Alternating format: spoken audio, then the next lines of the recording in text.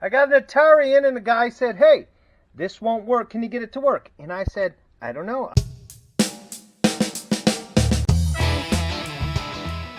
I'll give it a try. So I put this in. I hit this a few times, in and out, in and out. Of course, it's the video game system here. We turn it on, and we can get closer. We get to 1991, and that is not what it. That's definitely not what it's supposed to do. So you can press the game select or the game reset, and we're still getting the same things. This looks like a pretty clean system, and we can go black and white. Same thing. I'm going to take this apart, and I'm going to see if I can get it to work.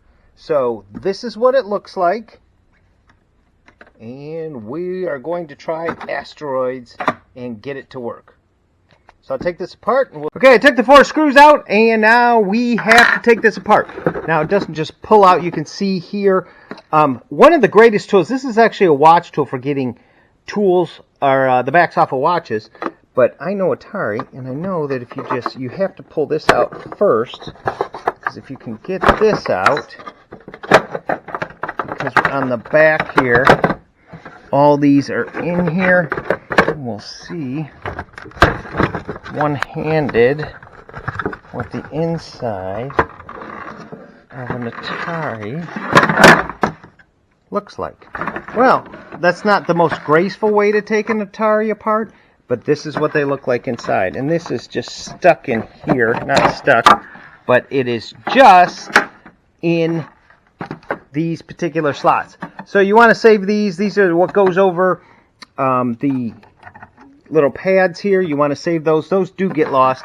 Now this you can see it's pretty clean inside and nice and shiny, but it's not so shiny, and it's got some marks on it. It's a little bit dirty in the back. You can actually wash this.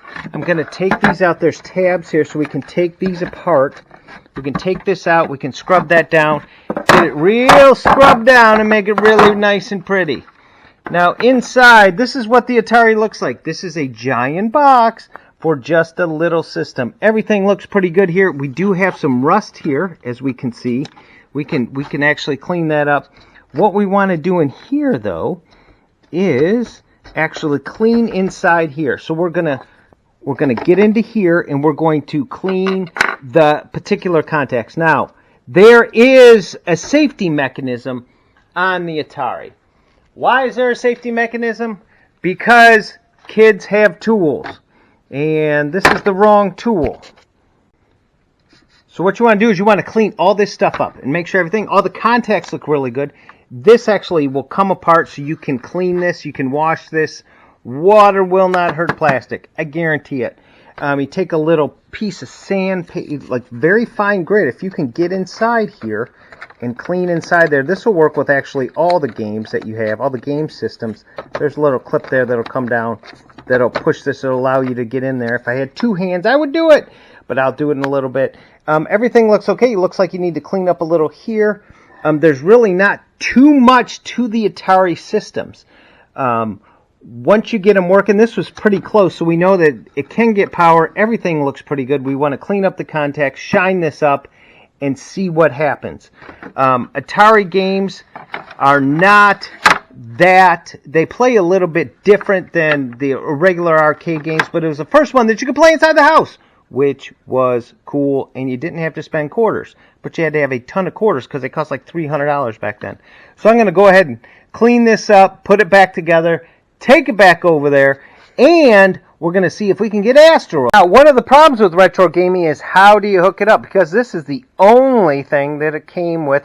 That's what survived. You can get these on eBay. They are a coaxial converter. You just put it in there. So you take your Atari, you hook it onto here, and then you can plug it in. You got to play it on your regular TV station.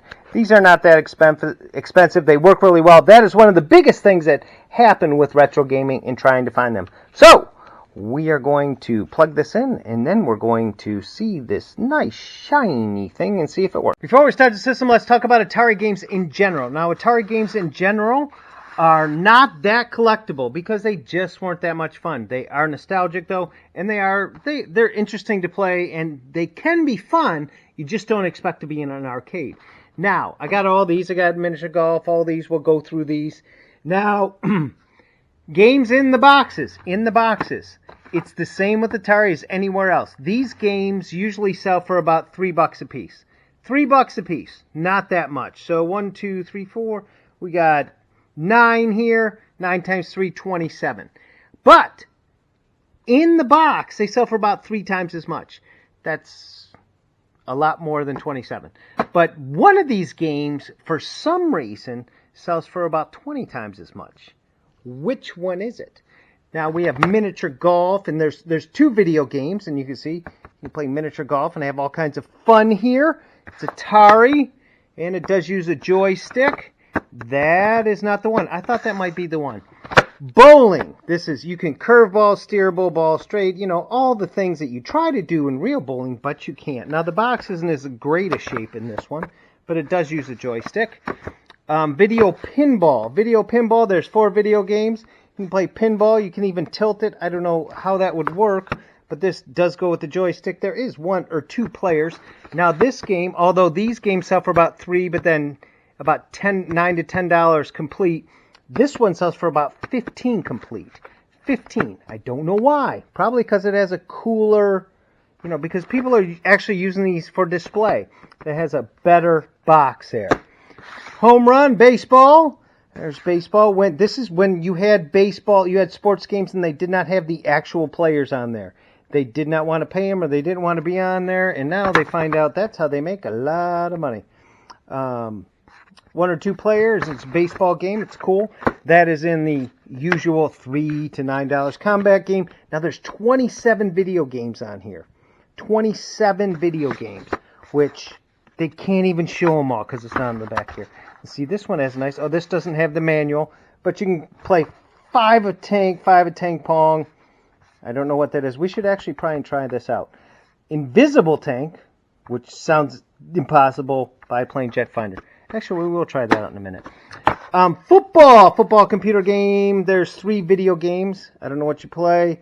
This is probably supposed to look like a certain Joe Montana and probably a Cowboys, but they're not going to pay him $44. Earl Campbell. We know who that is. We know what they did there.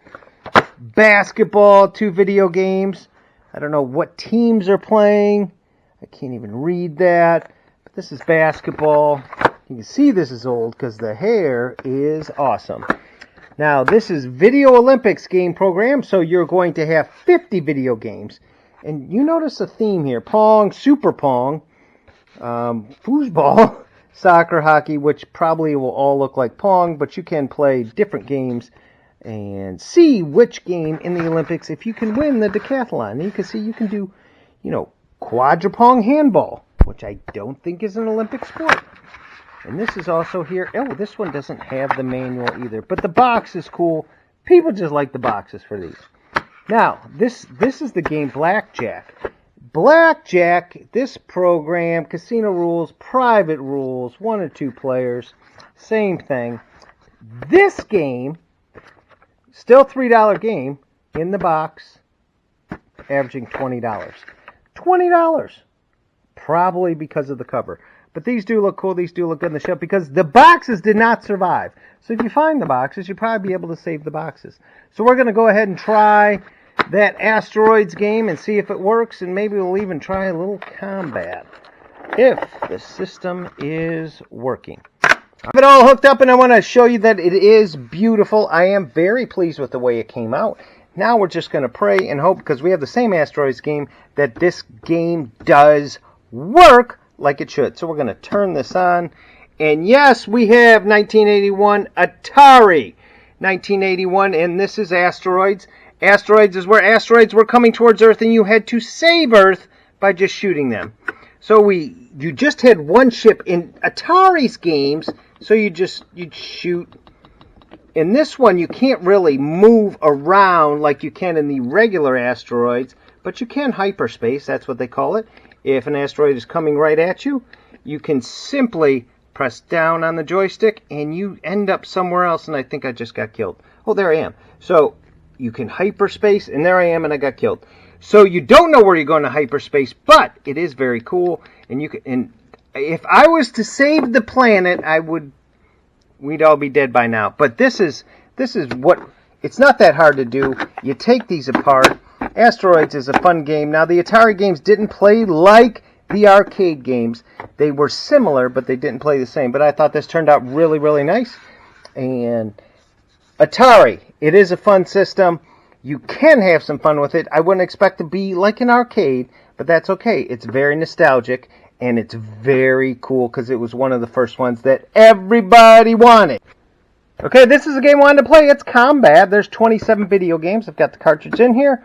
We're going to play, and we're going to see what different types of games there are. So this is Tank Game 1, Game Select. Well, it looks like it just puts more barriers in. Maybe a different color for Game 3. More barriers. Different barriers. This is Game 7. These all look like the same game. I don't know where Invisible Tank is. There's Invisible Tank. So maybe if we could play Invisible Tank, we would be able to game reset. I don't know how you even start Invisible Tank. Oh, see, there's Invisible Tank. He shoots, and then he turns invisible. So that's Invisible Tank. This is Invisible Tank with different things. I don't know how you know where you're going. If you know where you're going, let's see if you can. Okay. I guess you can turn, and then I think I'm up there, and I'm going to fire, and that's not where I was. And then, let's see. Oh, biplanes, which are cool. In Atari, you have to then reset the game, and I can shoot them in the clouds. Oh, I can dive. That's cool. I can go off screen. All right. Game select.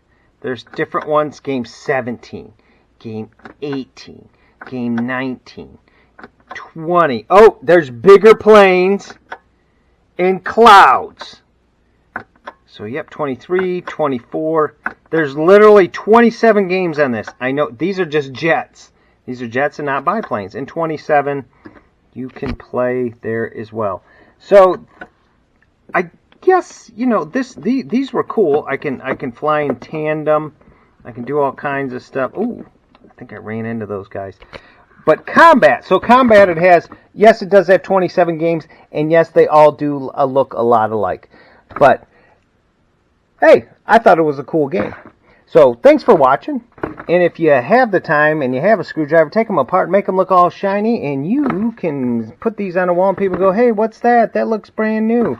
Yeah, I did it. And it's Combat. There's 27 games. Do you have a few hours?